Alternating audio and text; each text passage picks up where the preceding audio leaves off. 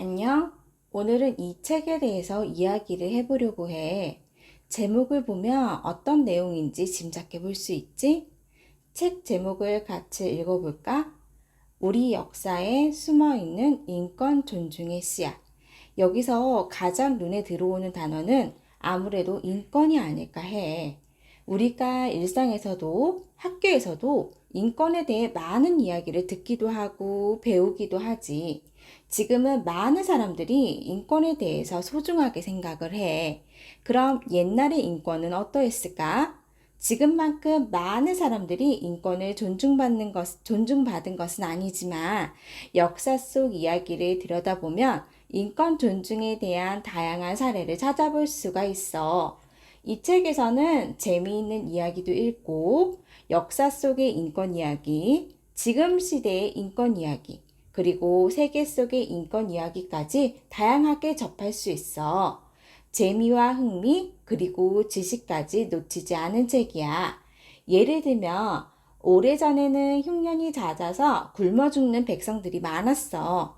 그런 백성들을 위해서 나라에서 한 일이 뭘까? 바로 진제장이라는 거야. 뭔지 궁금하지? 지금 시대로 생각하면 뭘까? 무료 급식소나 쉼터, 그리고 재난 지역에 주는 도움들이 해당되겠지. 세계 속에 이런 사례는 또 어떤 게 있을까? 이런 이야기들이 8가지나 실려 있어. 우리 일상에 뿌리내린 인권은 하루아침에 만들어진 게 아니야. 우리의 역사 속에서부터 시작된 거지. 우리 일상 속의 인권을 생각하면서 재미있게 읽고 5가지 질문에 대해서 한번 생각해 보자. 어때? 읽어봤니? 역사 속의 인권을 생각하는 이들이 없었더라면 과연 지금 우리 시대의 인권은 어떠했을까? 그런 생각도 들지 않아? 역사 속의 다양한 인권 존중 사례에 감사함을 가져보면 좋을 것 같아. 5가지 질문에 대해서 이야기를 나눠보기 전에 활동지를 미리 준비하면 좋을 것 같아.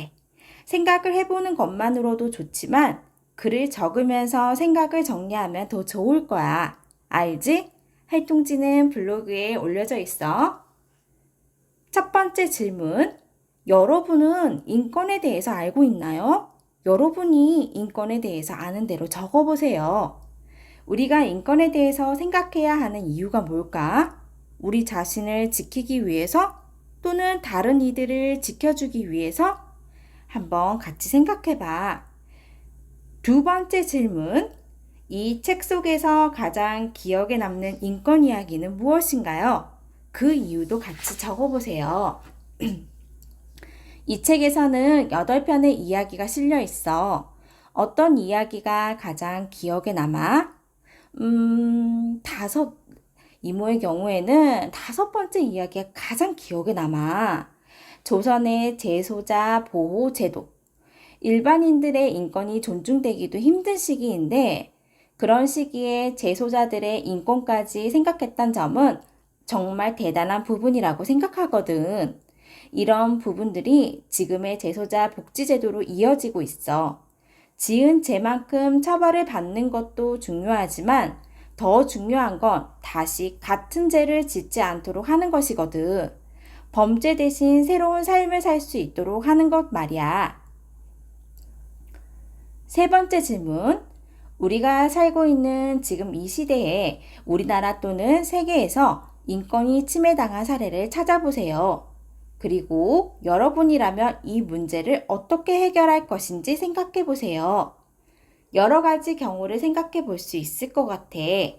우리나라의 경우에도 아동학대와 같은 사건부터 광주 민주화 운동까지 다양하게 살펴볼 수 있고, 또한 세계의 경우에도 노예제도부터 전쟁이 계속되는 지역에 사는 사회적 약자들의 이야기까지 다양하게 알아 살펴볼 수 있을 것 같아.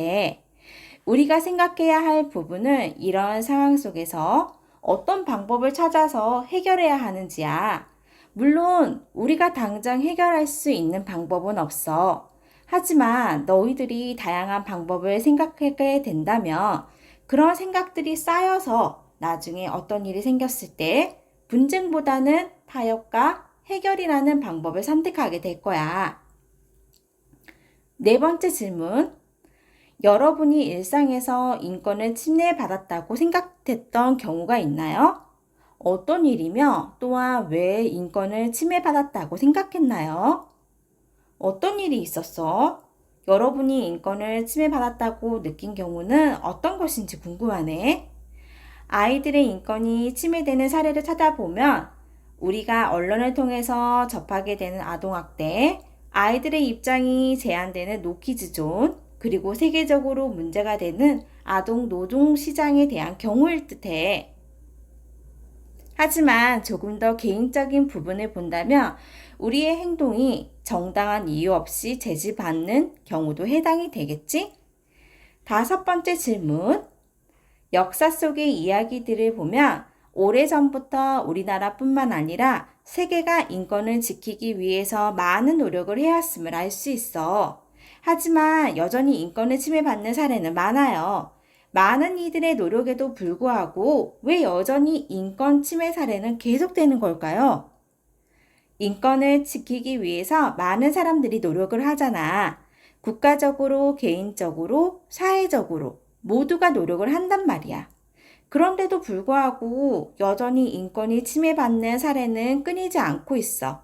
왜 이런 일이 계속되는 걸까? 인권 침해를 막기 위해 우리가 할 수 있는 노력에는 어떤 게 있을까? 한번 생각해 보면 좋을 것 같아. 우리 역사 이야기도 보고 인권에 대해서 생각도 해보고 알찬 시간이 되었을 것 같아.